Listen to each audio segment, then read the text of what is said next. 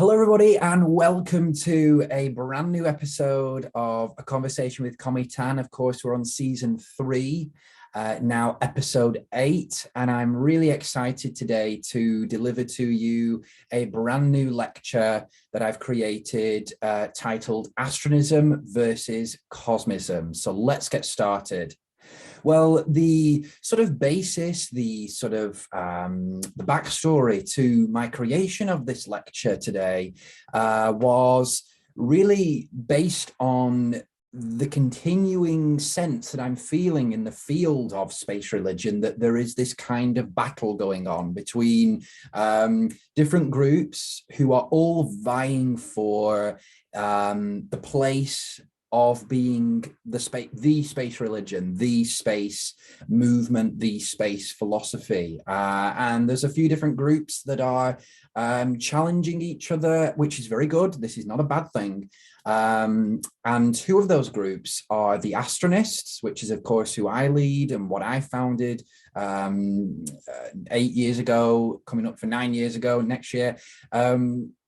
And then the Cosmists, who have been around for a lot longer than we have, I'd say from about 200 years longer, roughly, than what the Astronists have been around for.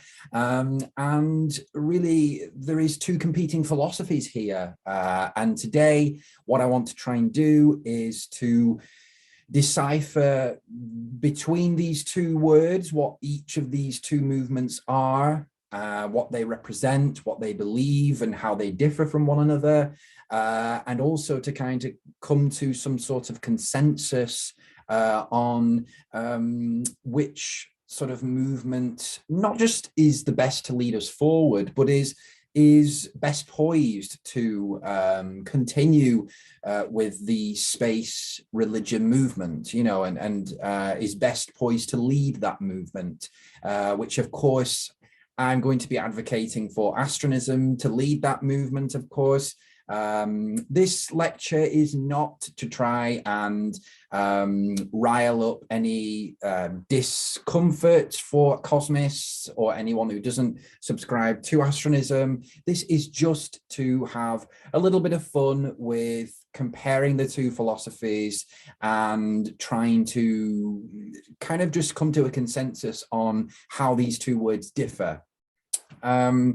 And the way that we're going to do that, first of all, in section 1, is we're going to outline what these two words actually refer to, because I think there's a lot of misconceptions about what astronism is and what cosmism is. And I think that there's just a lot of miscommunication. And sometimes, you know, the actual the inspiration for this lecture was actually when a person asked me, well, what's the difference between these two things? You know, they sound pretty similar, you know, they're both relating to the astronomical world.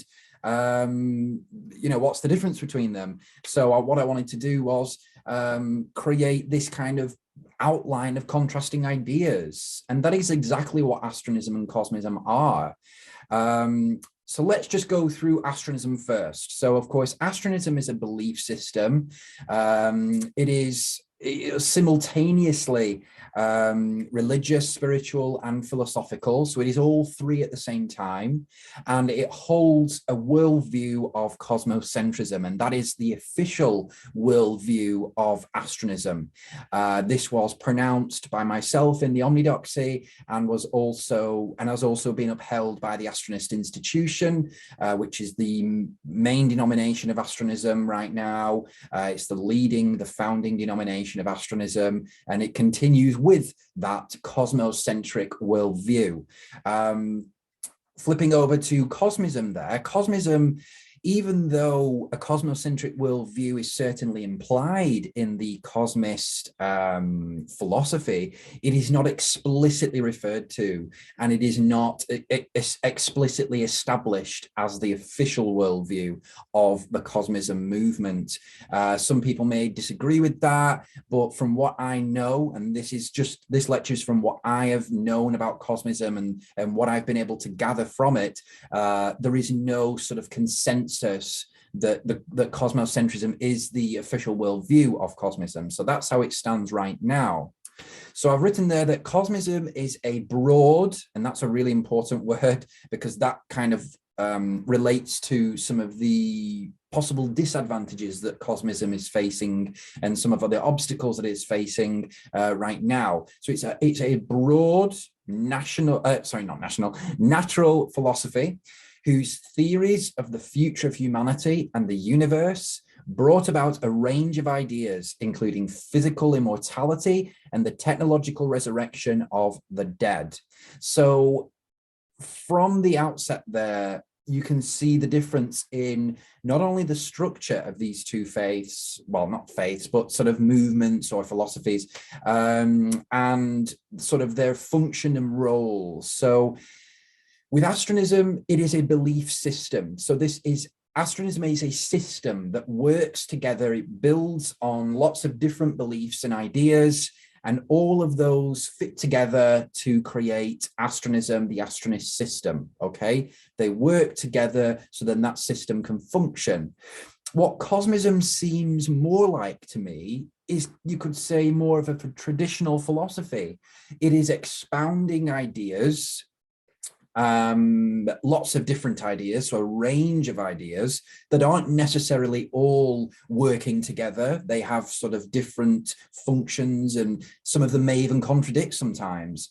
And also that this is a very broad natural philosophy. It is not specified. It doesn't have doctrine and dogma like Astronism does, which makes Astronism, you could say, a little bit more on the religious spectrum, rather than just purely philosophy.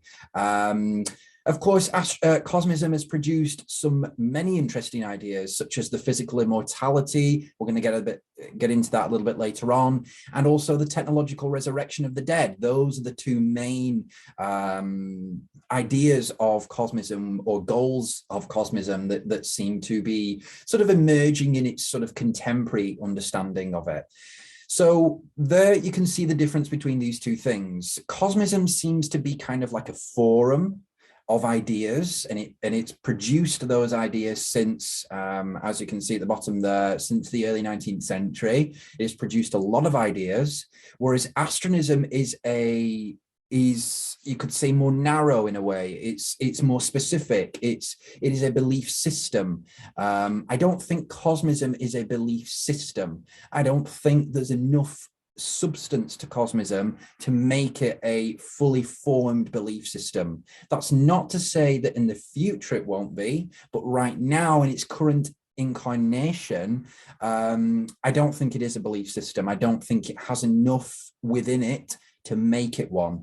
And granted, Astronism has only really just become a fully established belief system, and some people would argue maybe it isn't still even a fully established one, but it's certainly heading in that direction. Whereas I see sort of Cosmism, and this isn't to attack Cosmism, but I think it's just got a different role. I think that Cosmism's role has been, since its founding, to produce ideas, to establish a broad philosophy, like I've said there, that encompasses lots of different viewpoints, but not necessarily working together in a system like Astronism does. So moving on to the second bullet point there, you've got Astronism with its 5 dogmas, which were established this year, which you could say was pretty controversial, but I feel like there needed to be some type of establishment of dogma within Astronism. And these have focused on transcension. These have become very focused on this idea of salvation in the astronomical world, and that is kind of the forefront belief at the moment in Astronism, which is different from how it was perhaps presented a couple of years ago. That's not to say that the salvation idea didn't exist in Astronism then, but Astronism, like I've just said, is a system. It is a living system. It is alive. It is moving all of the time. And some of the beliefs that maybe are forefront now may not be in another 5 years or so. Astronism is constantly changing and moving and That's why you may see my presentation of Astronism sort of altering and changing sometimes.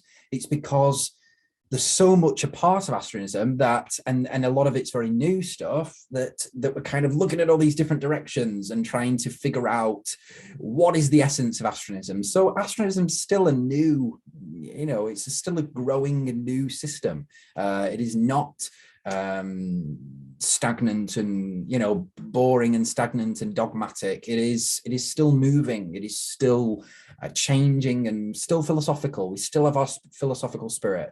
And that's the main thing.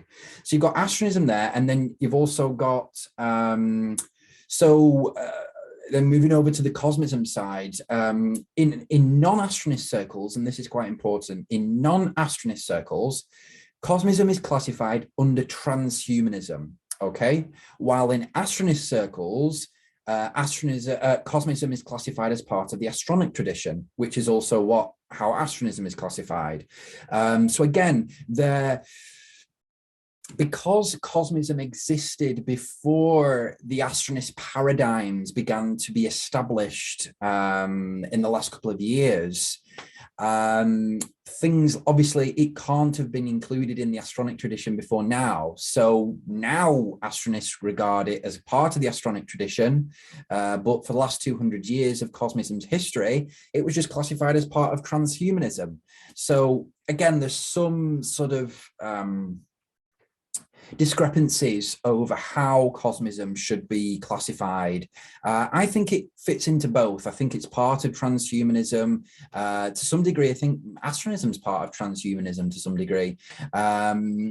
But also I do certainly believe that Cosmism is firmly within the Astronic tradition. And then moving down onto the final bullet points here for both sides, we've got Astronism, which originated in England in the life, experiences and works of Kamitan since the 1st of July 2013. And then moving over to the Cosmism side, you've got it's originated in Russia in the early 19th century and then re-emerged at the start of the 20th century and has sort of continued on then ever since. So the reason why I've included sort of these backstories to the two movements is just to give that kind of context, to give that kind of understanding of why they have developed and how they have developed how they have, and also to show that there are differences in that way. Astronism has developed from me, a single individual, whereas Cosmism seemed, of course, there was Nikolai Fyodorov, and he was considered one of the main figures of Cosmism, but there's no real founder of Cosmism. There's no real, you could say Fyodorov was the central figure, maybe, of Cosmism and continues to be so, or the popularizer of it. But I don't think there was any one clear founder of Cosmism. And that kind of plays into our next sort of criticism of it, which is that Cosmism remains still very kind of unorganized, really, in comparison to Astronism. Astronism has been very organized from the get-go since I founded it.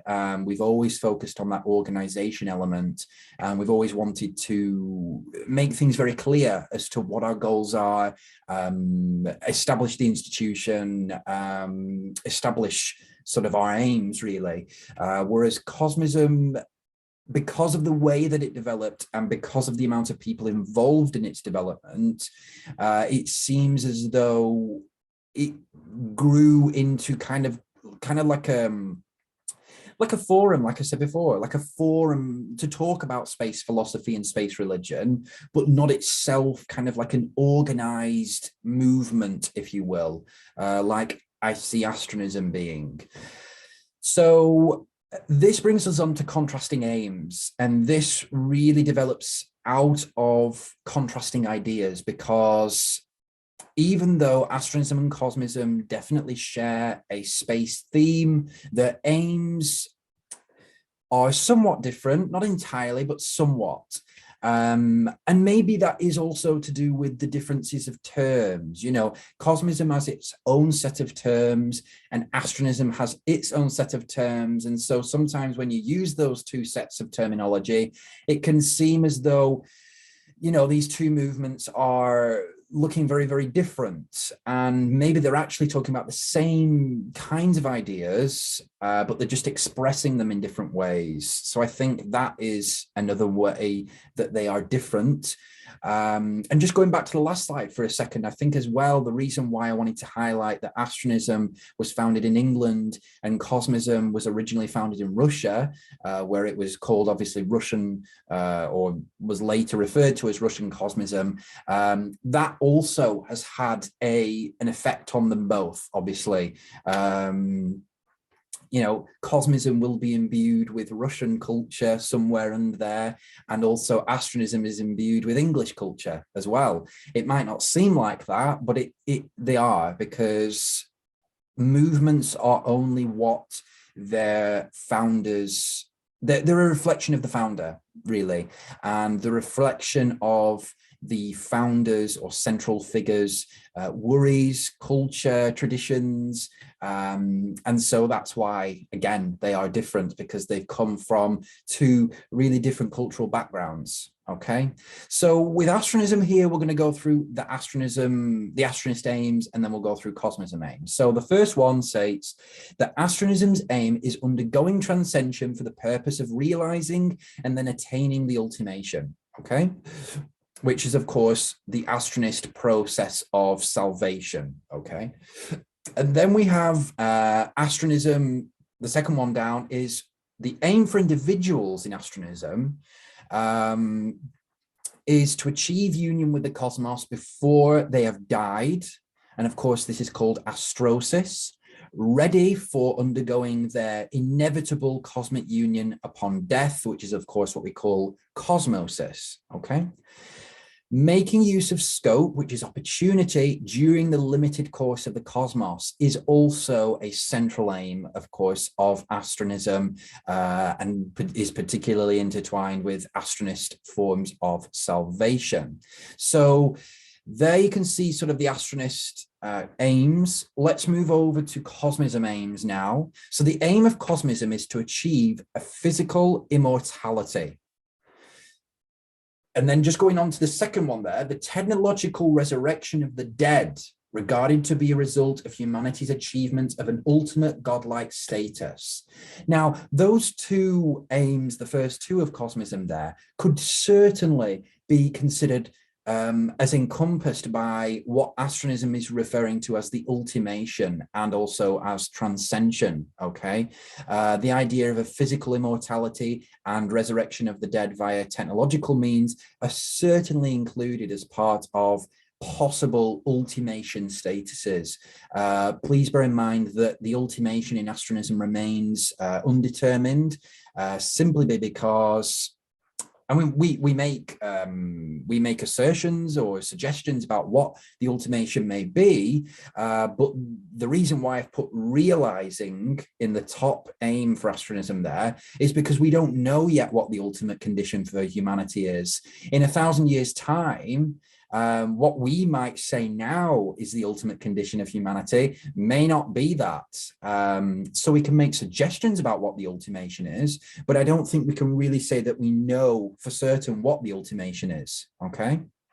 The point is that we actually try and get there. And of course, Astronism asserts that its process of transcension is what will get us there. So that's what makes Astronism different in that way from what Cosmism's saying. Cosmism is kind of saying that these are the ultimate things, that physical immortality and the technological resurrection of the dead are kind of the ultimations of humanity. These are the ultimate conditions. And if we reach these, I was about to say that we reach salvation, but Cosmism doesn't say that. There isn't really much of a soteriology there. And again, I think this is because of Cosmism's, there's just a lack of something there for me in Cosmism. I think ultimately, I mean, ultimately, I'm in a unique position here because I've got Cosmism on this side, Astronism on the other. Now, of course, I founded the one that's on the left-hand side, so I've got a kind of biased view. But all I can say is that I think if Cosmism had what other religions had and had what other philosophies had, then I would have become a cosmist. I wouldn't have needed to have founded Astronism. So there must be something missing from Cosmism that I feel that Astronism provides, or else I wouldn't have founded it. Do you know what I mean? So it's, in that sense, you could say that that reveals in a way what is wrong with Cosmism, that there is sort of that lack of soteriology there, that lack of eschatology. You've got some ideas, some interesting ideas, but again, they don't work in a systematic way. They aren't a belief system. Do you know what I mean? They're not a belief system. They're not a working system, like I said on the previous slide. So I think that ultimately is the ultimate downfall of Cosmism at the moment. Not saying that that will be forever.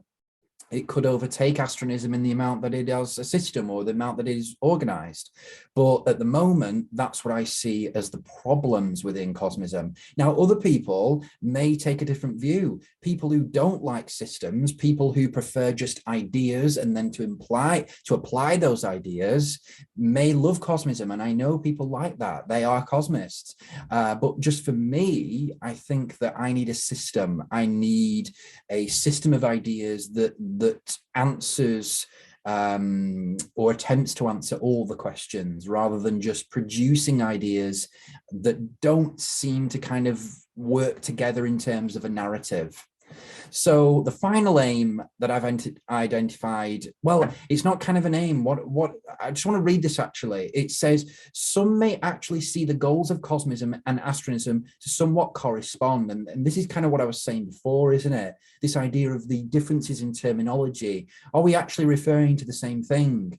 And of course, what I kind of want to say is that, yes, Astronism recognizes what Cosmism is saying, and it recognizes those aims and admires those aims. But ultimately, Astronism is an extension of Cosmism, and is moving. It is moving beyond Cosmism. It is creating new systems. It is trying to push forward from Cosmism. It is the next stage on from Cosmism, you could say. So, of course, as well, whether these mesh together or not is interesting. I think it's interesting because, like I've said there, in the places where Cosmism is a little ambiguous, sort of why we want to go for a physical immortality, why the technological resurrection of the dead is important, and where Astronism is very specific, you know, they kind of mesh together, you know. And then while in places where Astronism is more ambiguous, Cosmism is more affirmative and specific. So it's quite interesting how they do kind of merge together. And I'm going to look at that a little bit later on in the lecture, to kind of understand whether eventually in the coming years, will they merge together? It's quite an interesting idea. And what authority would be able to make that happen for Cosmism? I mean, I know that I could do that for Astronism because I'm the leader of Astronism. So I could merge Astronism with Cosmism, but who am I meeting on the other side of the table? You know, if we had to sit down, who are we meeting on the other side? Who are the leaders of Cosmism? That's the question, isn't it? That's the thing. It's I don't think Cosmism is organized enough to sort of bring about that type of resolution, that type of merger. So the primary differences then between Astronism and Cosmism is, well, first of all, contrasting aims and a contrasting cosmology. Because Astronism sees the cosmos as a limited existence that humans individually and humanity as a whole have only a relatively short amount of time to succeed in their transcension, in Astronism, a focus is placed on the doctrine of scope, yet there is much less emphasis on the time required to achieve the goals of Cosmism. And I think also the idea that Cosmism advocates for a physical immortality is also telling of its kind of differences in cosmology from Astronism, because Astronism would never speak about immortality within the cosmos. Outside the cosmos is a whole other conversation, but within the cosmos and a kind of physical immortality, Astronism, that wouldn't fly with the Astronist cosmology. So again, that demonstrates the because essentially, like I just said, because the cosmos is a limited existence, so you couldn't have an immortality within the cosmos. Okay, we'd have to exit the cosmos somehow, which has been presented as a possible manifestation of the ultimation.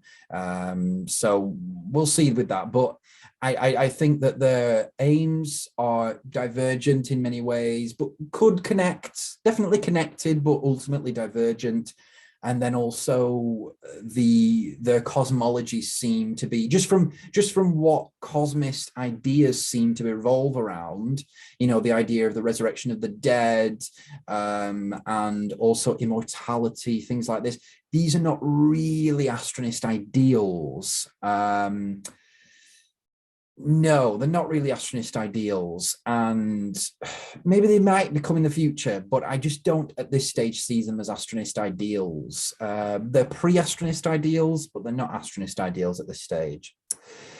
One thing I wanted to also focus on as the differences was directedness and organization. So although Cosmism is not as broad as Astronism in the amount of concepts and beliefs that it encompasses, Cosmism is far less directed and specific than Astronism.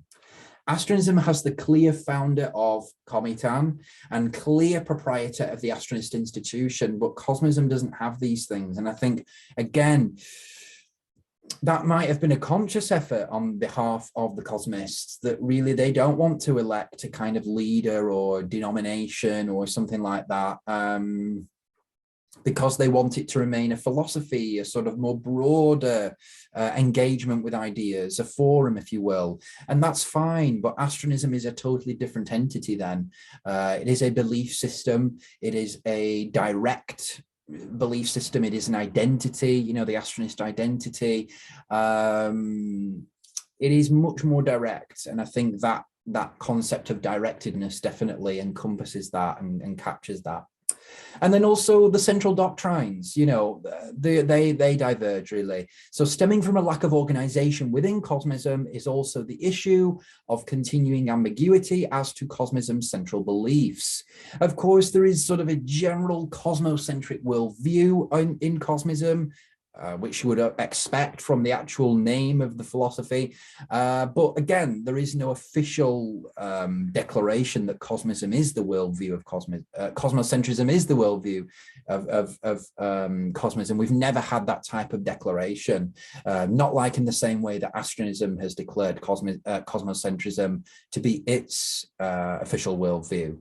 And then also in contrast, Astronism is far more clear in its assertions of cosmocentrism, transcensionism, and others as central and as dogmas and doctrines. So I think in that way, you know, a couple of years ago, maybe Astronism was more like Cosmism. It was less organized, less direct, less doctrinal. But now, as we're moving into the establishment era of Astronism, it's becoming a lot more clear as to what Astronism asserts, what it doesn't assert, which can also be very important as well.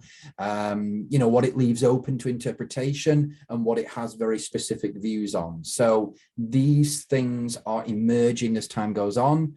Whether the same things are happening in the cosmist community, I don't see that. I really don't see that. I see a lot of conversations happening. I see a lot of conversations taking place in the field of Cosmism, but I don't see much consensus yet because of the unorganized nature of Cosmism. So the primary commonalities, though, so we've spoken a lot about the differences, haven't we? But the primary commonalities between Astronism and Cosmism, and this is possibly why so far Astronism has been compared to Cosmism, is obviously they both center on a theme of outer space, which is obviously, and space exploration, which is obviously the main commonality between them. But also, although Cosmism does not officially espouse cosmocentrism, you know, there is a kind of cosmocentric spirit to the philosophy, of course, but also it includes things like technocentrism, which is not really kind of an astronist approach, really. Technology is important in astronomism, but it doesn't, it's not going to bring about transcension in the way that maybe cosmists believe in technology. Okay, that's another kind of difference there between the two. Astronomism doesn't eschew technology, but I don't think astronomism is technocentric at this stage. That might change later, I don't know, but right now I just don't see astronomism as being technocentric, whereas I think cosmism is more technocentric than astronomism. So both beliefs, both entities employ aspects of religion, spirituality, and philosophy. You know, and again, there are very, very religious aspects of astronomism. There are some religious aspects of cosmism, not as much, but there are some, and some spiritual aspects as well. Both of them believe in the transformative powers of outer space and space exploration, although Cosmism does not espouse transcension, nor does it espouse the doctrines of astrosis and cosmosis, and nor does it espouse the doctrines of astronality or the existence of astronality and scope. So again, this comes from the idea that, you know, Cosmism doesn't share the same astro-soteriological and astro-eschatological narratives that Astronism does. And so therefore it doesn't espouse these things, but it has a general, can you see there? That's what I mean when I say there's less directedness within Cosmism. They sort of imply that there's the outer space and space exploration have a sort of these transformative powers, you know, for humanity, these transformative capacities, but there isn't kind of specificity there. There isn't that specifics on how we're going to go about that, how space does that. Not like what transcension is for astronism, and not like what astrosis and cosmosis are for astronism, okay? So the word cosmism is also used within the context of astronism as an astronist movement. And this is quite interesting. You know, I used cosmism right from the very beginning, really, of my writing of the Omnidoxy, and I always found it quite an interesting word. I've never used it as an official. I think I've used it a couple of times. Yeah, because sometimes astronism is referred to as Western cosmism, which I find quite interesting. Which again is sort of is pushing the two very close together there, isn't it? The idea that this cosmism here is the Eastern form and astronism is the Western form of cosmism. I find that quite interesting. But I've used cosmism for other things as a term within astronism. Primarily, it is sort of an astronist movement. There is a movement within astronism that is based on a conception of the cosmos as an animate, natural wholeness. So it's kind of like a spiritual, sort of mystical movement within astronism, a kind of mystical philosophy, if you will, within astronism. And so, you know, that just demonstrates, I just wanted to include how the term cosmism is also used within astronism to refer to other things, and to refer to other types of beliefs as well. So I think one of the main contrasting elements between astronism and cosmism is that they were founded by two different people. And of course, that has set their courses on very different paths. And so, and I say founded there very loosely for cosmism, because I don't think Theodorov founded cosmism, but he was certainly a central figure of cosmism for a time. And he seems to be kind of in the modern era now. He seems to be presented as kind of this main character, this main figure within cosmism. and that's fine, I suppose. But I don't think he was the founder. I think it came before Fyodorov. But and then also you've got obviously me there. So, and I think as well, so the faith of Fyodorov and the doctrine of Cometan, I've used that title to kind of contrast between the fact that Fyodorov, yes, he had his beliefs, but they were never kind of organized in the way that astronism is being organized right now. And so that's why I've tried to use the differences between faith and doctrine. So Nikolai Fyodorov saw the sort of ultimate state of humankind as a kind of godlike species whose technological powers will have advanced so far through space exploration that resurrection of all the dead could then be possible.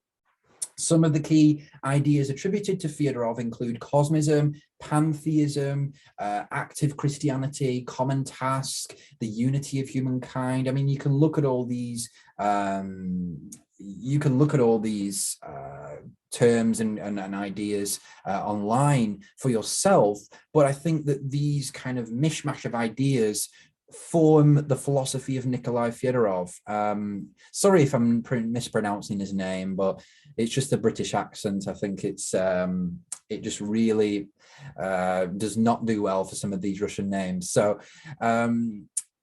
I think they capture those key, issues and ideas that are attributed to him, that he concerned his life with. Really, I think they are reflective of his overall philosophy and his overall contributions to cosmism. And then if we move on now to myself, which seems so weird to see me on the actual thing there. That was a brilliant piece of art created this year, commissioned by the Astronist Institution, created by David Young.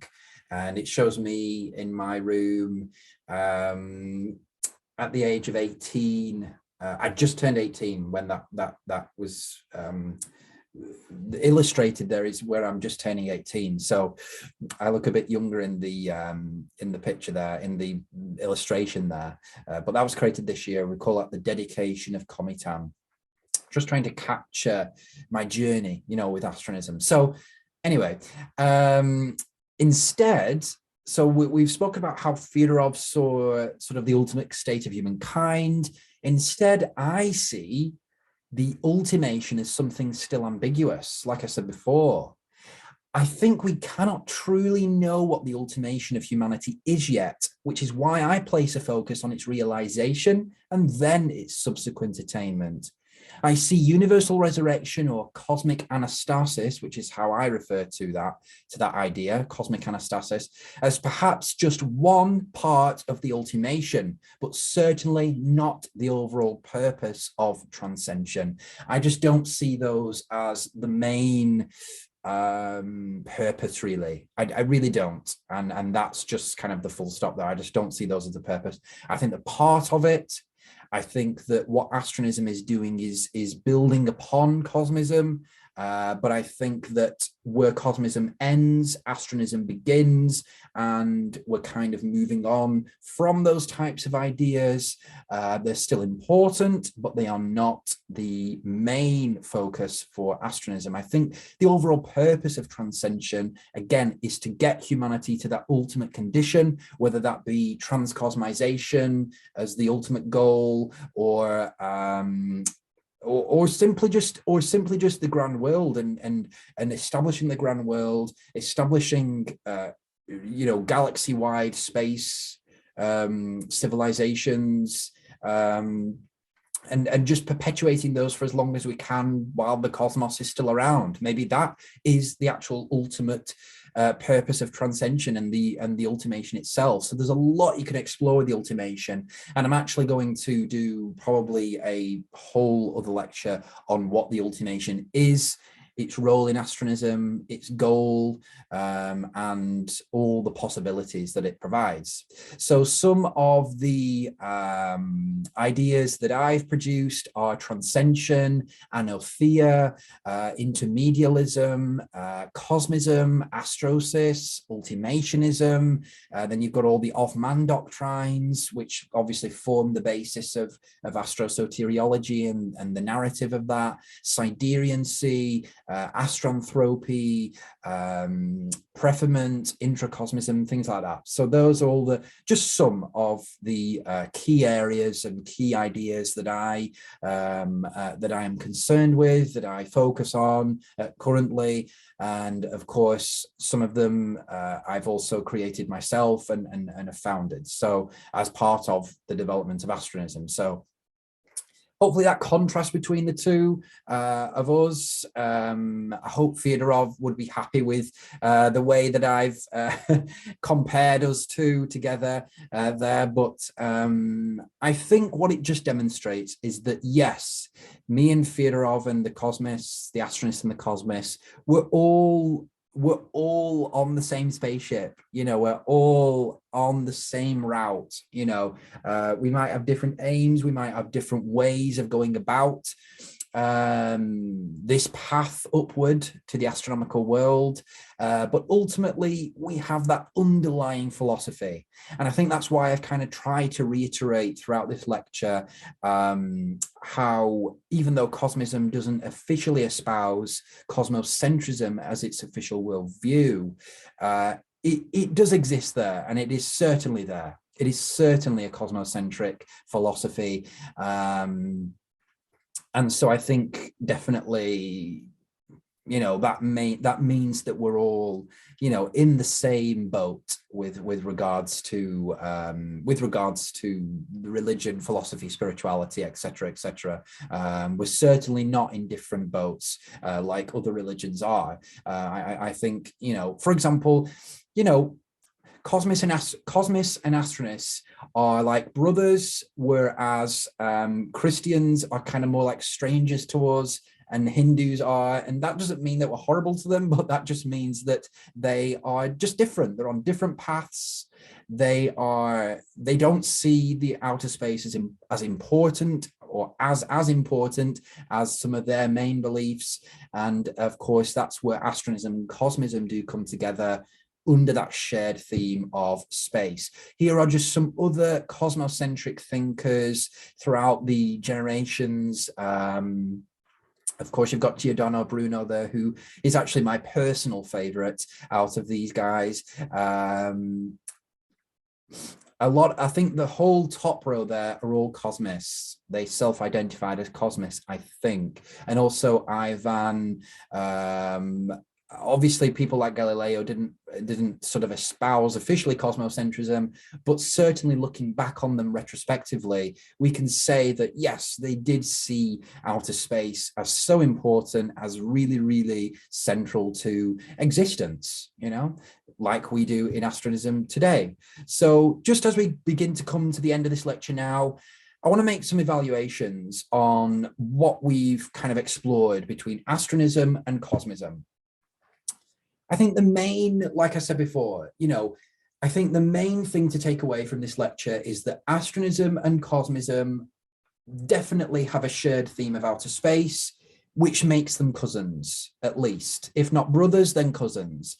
And I think that is humbling, as also it's very nice to feel that way about another movement that exists out there. It's nice to know that they do exist, and that they are moving in the same direction as us. And then also, as the founder of Astronism, I can take that I see Cosmism as a predecessor to Astronism. And I've said this multiple times in this lecture. I think that Astronism resolves some of the issues of ambiguity that existed in Cosmism, and I think it sort of develops some of the sort of fundamental ideas of Cosmism. I think it moves on from some of the lack of structure that Cosmism had. That doesn't mean to get rid of cosmism altogether, but it just means that astronism is doing things that maybe cosmism couldn't or didn't do. Okay, that's the main thing to get to understand there.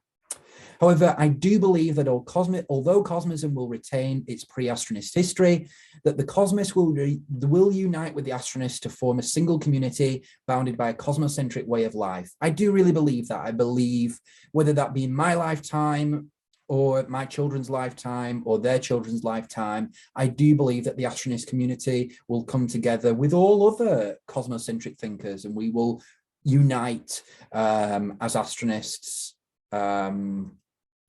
And I hope that the cosmos, and I believe that the cosmos will be included as part of that unification. And really, I see the word cosmocentrism as holding the definitive power to unite our community of people who currently self-identify in a myriad of ways. I mean, if you guys watched season 2 of A Conversation with Cometan, and specifically the first Vicinal Assembly back in April, which was held back in April of 2021, you will see that I tried to make a case for the astronist identity, and a few of the guys there, who are great guys, I really like them, you know, they are similar thinkers to me. You know, they didn't quite buy it at the beginning. Some of them are coming around to it a little bit more.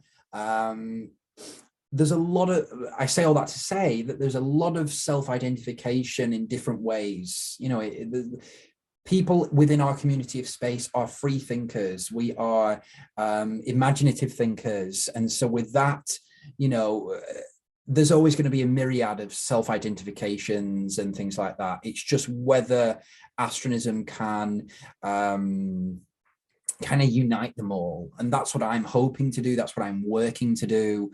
I will continue to do that, of course, throughout my lifetime, and hopefully astronists in the future, after I've gone, will continue in that endeavor. The goal is not to make everyone the same, but the goal is to establish some type of unity as a people. It's like, for example, you know, when Jesus, just going into Christian history, because that's the one that I know best, really.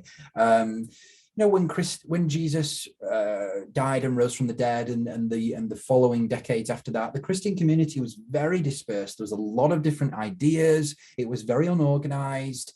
Of course, St. Paul did a lot to organize that and change that. But even after Paul's death, it was still very, very dispersed, and there's a lot of different ideas. If all the Christians hadn't eventually come together and hadn't eventually established doctrine, established a community of Christians, you know, a single united Christendom, then maybe Christianity wouldn't have developed into such a powerful and huge religion that it is today. Do you know what I'm saying? So I think that in order for either astronism or cosmism or another religion or another space religion or philosophy to survive, I think that there has to be that unification. And I think that eventually that will have to happen if, you know, astronism wants to survive, if cosmism wants to not only survive, that's the wrong word, not only survive, to thrive, to get to the place where astronism and cosmism deserve to be, which is the centerpiece of religion and philosophy in the world. Definitely. How are we going to get there if we're all, if we all are divided? You know, this is what I'm trying to present always to the current cosmocentric thinkers. So I think the differences between astronism and cosmism ultimately are roundly superficial. I think that they've developed from different backgrounds, of course, which has made them sort of, and from different time periods, which again is another way that makes them different. And I think these differences, these superficial differences, these cosmetic differences have actually caused a few different differences in terms of doctrine and central beliefs, as we've demonstrated in this lecture. But I think ultimately these are resolvable. And I think that eventually astronism and cosmism will come to form together, merge together. What that might create would be interesting to see.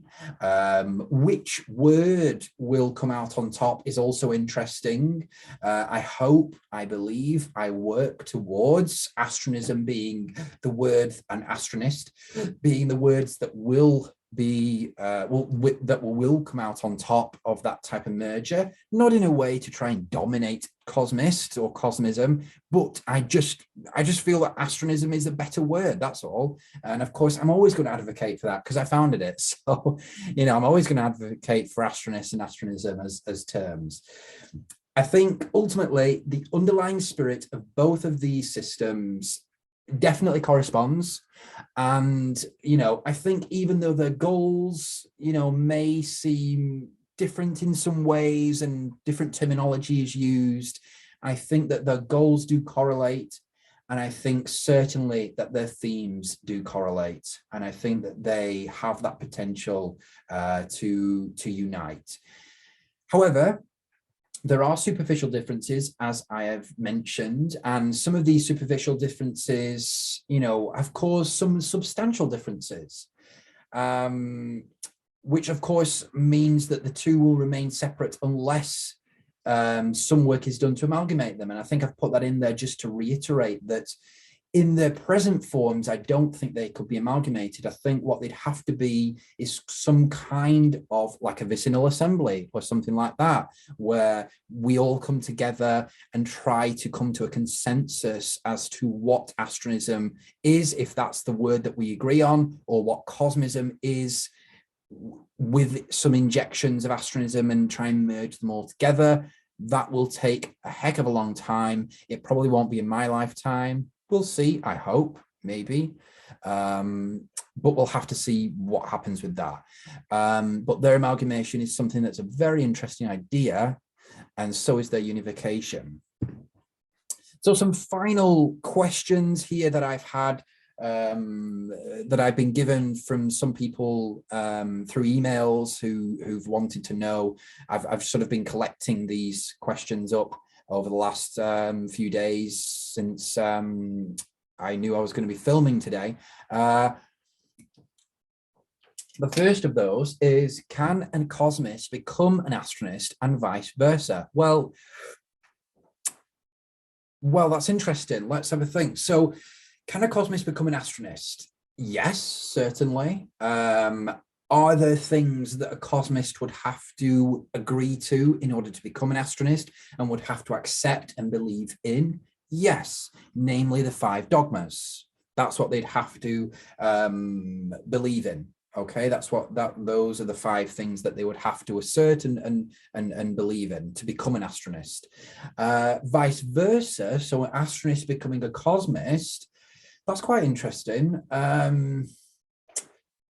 I suppose, but then I think another underlying theme from this whole lecture and this whole journey that I've been on to try and study the 2 movements is that in the comparison, I think what has emerged is that astronism does everything that cosmism does, but cosmism doesn't do everything that astronism does. Do you get what I'm saying? So there's I think that's why when I'm trying to answer this question, it kind of seems like a weird question. Why would you, if you're an astronist already, why would you want to become a cosmist? What is cosmism providing you that astronism isn't? Because at the moment, I feel like astronism provides everything, maybe not in the exact same way, and maybe that's the reason why someone would want to become a cosmist, but why would someone who is already an astronist want to become a cosmist? What is cosmism providing them? I find that quite interesting. So could an astronist become a cosmist? Let me think. I think yes, as long as they don't as long as they don't contravene any of the 5 dogmas, I think then yes, definitely, I don't see a problem with that. And I don't think that there's any particular initiation ceremonies to become a cosmist. I think you can just become one. Whereas I think Astronism in that sense is a little more narrow, is a little bit more, not narrow, but sort of stricter, a little stricter, not entirely, because we still have the philosophical spirit, but just a little bit stricter than Cosmism, because I think we need that. We've needed that. You can't be too philosophical. If you're too philosophical, you never get things done. So that is a reality of it. I think you do have to interject some type of doctrine and dogma in order to establish yourself. Otherwise, you're never going to get anywhere. And I think that's what is sort of a main obstacle of the cosmist community right now. They kind of agree on some things, but there's so much variety, which is great. It is not a bad thing, but with variety comes progression in ideas and exploring ideas, but with variety also comes stagnation in the actioning of those ideas and the progression of those ideas into reality. Do you get what I'm saying? So that's the reality there. The second question, will Cosmism eventually become part of Astronism? I believe so, and I think I referred to this on the previous slide. I believe so. I believe that eventually, and notice how I've framed that question, will Cosmism become part of Astronism, not the other way around? I am obviously going to advocate for that, from the former to come into the latter. I hope so. I believe so. I believe it's definitely possible. I also believe it's necessary. Like I said before, I think it's necessary that they merge in order to become a single community. Maybe they will become, like I said in my lecture in season 2 to the Vicinal Assembly, I think that, what could happen is Cosmism becomes part of Astronism, but there is still sort of a branch of Astronism. It becomes kind of like a branch or denomination of Astronism, if you will, kind of like how Catholicism is a denomination of Christianity, or how Methodism is a denomination of, or is a branch of Protestantism. Do you know what I mean? So I think maybe that's how it could look like in the future, and I will continue to advocate for that. And then finally, are cosmists in vicinality with the Astronist institution? Now, that's interesting. Let me think. I don't think so at this very, very stage. I don't think so, because in a way, to become vicinal with the institution, the movement that you're talking about has to have some sort of authority that is saying, yes, we are in vicinality, we are in kind of like a form of communion with the Astronist institution, we are in vicinality with it. And if of course, because Cosmism doesn't have that sort of overarching authority or leader, I don't know how we could gain that kind of vicinality. I think that Astronist could claim that, and I think from time to time, I think I have actually claimed that in the past, that cosmists are, in vicinality with the Astronist institution. But in the reality, I think that because of the lack of organization that cosmists have in terms of their hierarchy and authority and their leadership, I do ultimately believe that they're not actually in vicinality with the Astronist institution, and therefore are not able to, and therefore are not part of the Sidereunium, and are therefore not part of, they are not Astronists at this stage. And this is kind of what I was referring to earlier when I was talking about the amalgamation of the two. That's what it would be. It would be cosmists coming into vicinality with the institution as a kind of distinct denomination, but still partaking in transcension at the moment.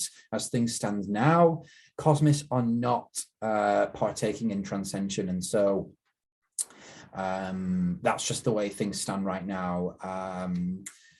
It's kind of upsetting because I think there's a community there that really do but have those cosmocentric beliefs, but I think astronism is more specific than just cosmocentrism, and I think that is the reality of it. I think that the reality is that I think that the reality is that astronism is a lot more than just cosmocentrism. And although that kind of links together astronism and cosmism in a sort of broad philosophical sense, when we start to get down to kind of the specifics, I think that's when the cracks start to appear, and therefore ultimately, no, cosmists are not in vicinality with the Astronist institution. But I hope that will change. I'm working towards that change. And the more promotion of vicinality that I do, hopefully that will change in the future. So for anyone who wants to know a little bit more about where I've got my sources from on Cosmism, the bottom 5 links on this page refer to some really interesting articles, really easy to read as well for people. They're not too in-depth, they're just nice, easy to read. Some of them are by the BBC, and then the 2 bottom ones there are a little bit more in-depth, the more sort of journal articles on Cosmism that I found quite interesting. And then also you've got astronism.com, astronism.org as usual. Hopefully going to see some new differences to astronism.org. First created it I think just about a year ago. I think, was it 2 years ago? I think possibly 2 years ago. No, I think maybe a year ago. I can't remember. It needs updating anyway. It absolutely needs updating as a website. So hopefully soon you're going to see some new changes to astronism.org in 2022. But anyway, that's going off topic. Enjoy some of those resources. The latest books of astronism are here. We've got the Concise Dictionary, which was released in 2020. Of course, we've got Institutional Dictionary of Astronism, which is the main dictionary that every astronist needs a copy of. Of course, that was released in 2021. And then we've got the upcoming, which I'm really excited about, the Astronist System. And so this is the first textbook on astronism. I'm really excited for it. It's a precursor to the Astrodoxy. It's going to, as it says on the cover there, it's going to accumulate omnidoxical and interdoxical doctrines. Okay, so take what you with that. Is quite interesting, and there's a lot to come with that in 2022. So I'm really excited for that cover and that book to come out. And thank you for listening to this episode of A Conversation with Comitan. I'm really hope you guys all really enjoyed this lecture, learning a little bit about Cosmism and where it stands with astronism at the moment. Of course, ultimately, to answer the question at the top of the lecture, Cosmism versus astronism, I think you guys already know my answer. It's always going to be astronism for me. So, and we'll leave it at that. So thanks everyone for watching, and I'll see you in the next episode of A Conversation with Comitan. Goodbye, everybody.